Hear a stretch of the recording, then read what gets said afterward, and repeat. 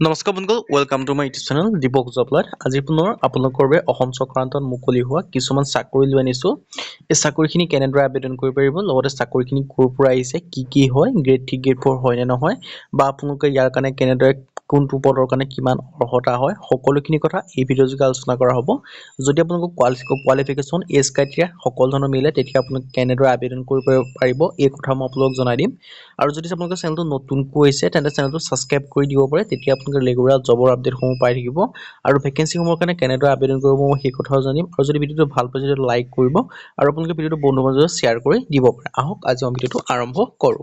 আপোনালোকৰ ভেকেঞ্চিখিনি দেখিব পাৰিছে, ভেকেঞ্চিখিনি হৈছে DLSA হোজাই ৰিক্ৰুটমেণ্টৰ ফালৰ পৰা আহিছে 2024 বৰ্ষৰ কাৰণে 40টা পাৰা লেগেল ভলেণ্টিয়াৰ PLV ভেকেঞ্চি আছে।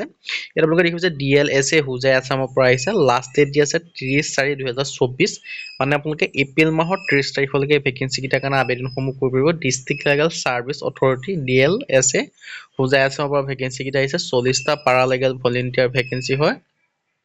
ইয়াত আপোনালোকে দেখিছে DLSA হোজাই ৰিক্ৰুটমেণ্ট জিলা আইনী সেৱা প্ৰাধিকৰণৰ হোজাই অসমত চাকৰি আহিছে। 40টা পাৰালেগেল ভলেণ্টিয়াৰ চাকৰি হয়। আৰু ইয়াত আপোনালোকে ঠিকে দেখিছে এলিজিবিলিটি ক্ৰাইটেৰিয়াসমূহ মই কৰিছোঁ।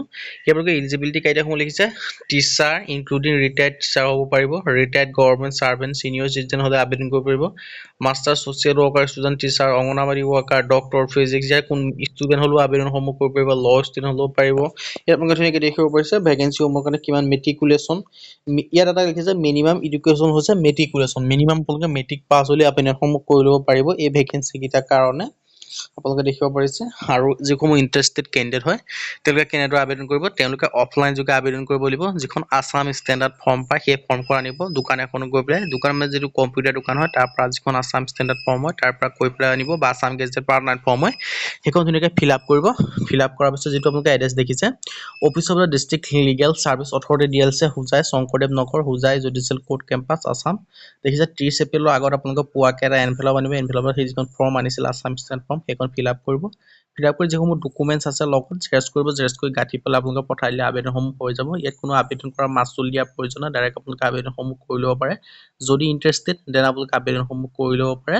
আজি ভিডিঅ' ইমানে। যদি ভিডিঅ' ভাল পালে লাইক কৰিব, লগতে চেনেলটো ছাবস্ক্ৰাইব কৰি দিব। এনেকুৱা ভিডিঅ'সমূহ প্ৰতিদিনে পাই থাকিব বাবে আজিলৈকে ভিডিঅ'ত